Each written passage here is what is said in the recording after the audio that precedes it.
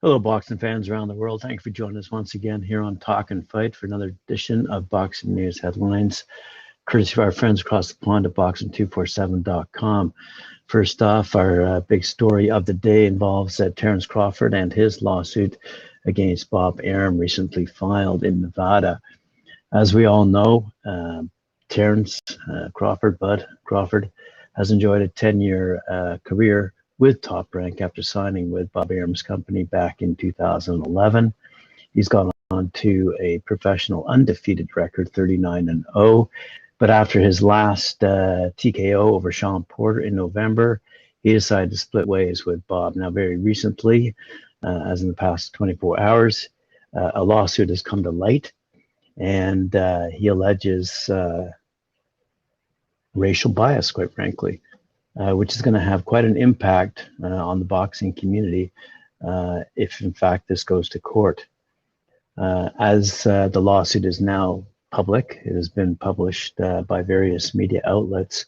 Crawford claims a breach of contract and fraudulent and negligent misrepresentation, given his history of difficulty producing fights against top competitors in his division. The champion also discussed comments made by Arum against him, as well as a lack of commitment to secure fights against the WBC and IBF welterweight champion Errol Spence Jr., among others. The lawsuit went on to allege the following regarding Arum and Top Rank, and I quote, "For years, professional boxers and others in the sports world have called out Top Rank's owner Bob Arum for his disparate treatment of black boxers, including those very same black boxers that Top Rank is contractually obligated to promote.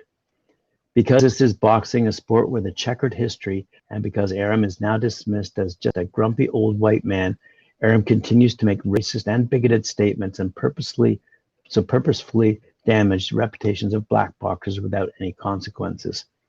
This is generally because the affected boxers who are in long-term contracts with Top Rank fear that if they speak up, they will be placed on the sideline and not given the opportunity to fight during the life of their deal, which could be 5 to 7 years. It is painfully clear that Top Rank, and especially Arum, judges people based on their race. Arum's sordid history with athletes of color, especially black fighters, and his bias favoring white and Latino fighters is well documented and known throughout the boxing world." Wow. Now keep in mind, Terence Crawford has made millions of dollars in his various fights over the years. For example, in 2018, Crawford made $3.5 million against Jose Benavidez Jr. and $4.8 million against Amir Khan. In 2020, he was paid $3.5 million to fight Kell Brook, and with only one fight in 2019, Crawford is reportedly owed $4.5 million for a second fight not being booked. And this is all, keep in mind, during the COVID pandemic. Anyway, I think there's some wide-ranging consequences that will come out of this lawsuit. It is big news. It is news across the boxing community, but it doesn't affect what is going on, such as some upcoming bouts. Let's talk about Troy Isley versus Harry Keenan.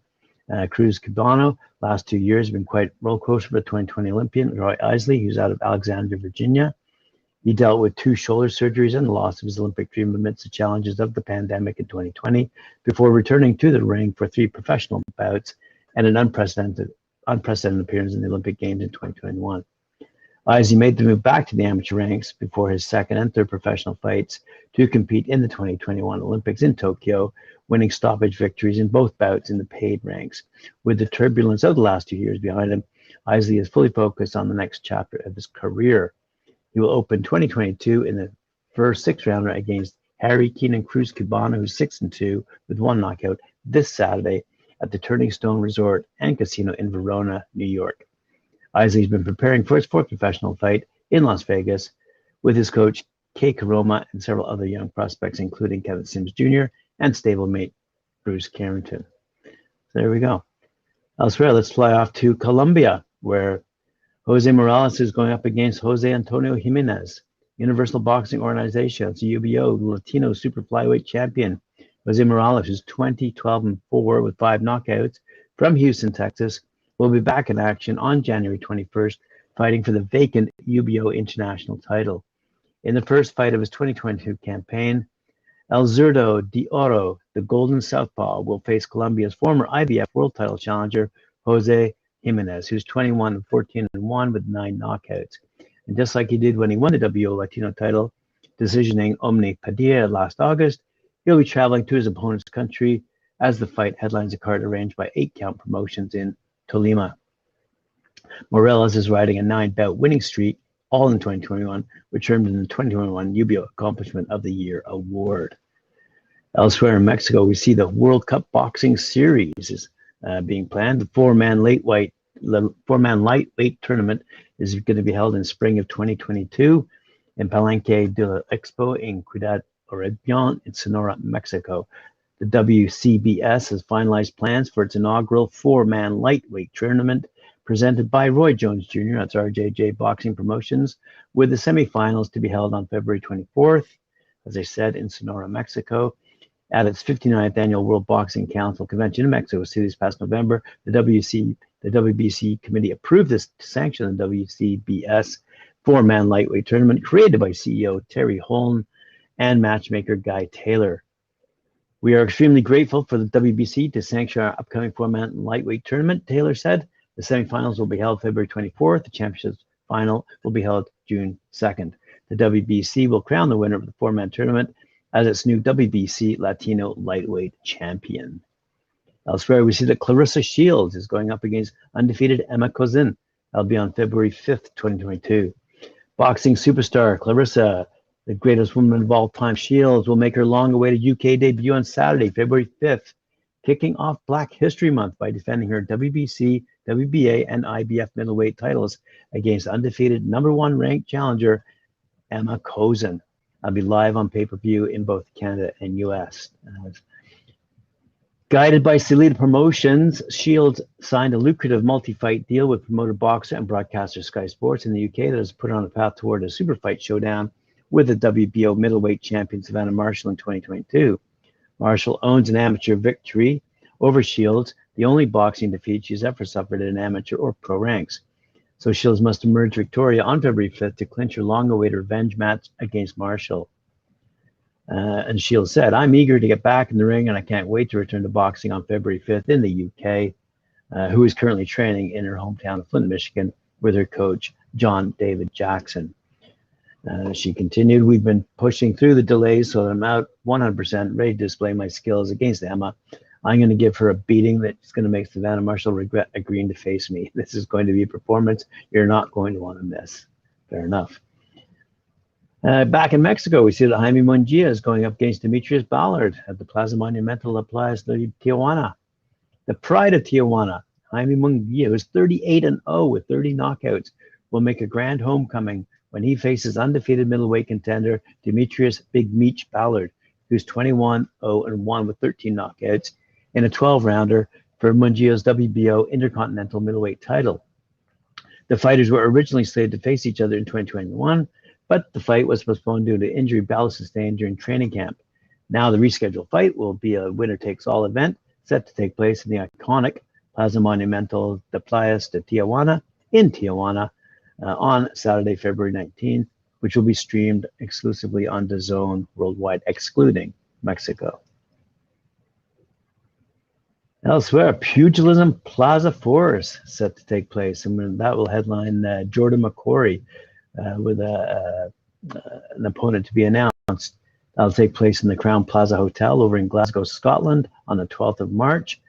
As I said, Jordan McCrory is 19-8-1. The two-weight Scottish champion is dropping down to featherweight in a bid to win a title in the third-weight category later in 2022.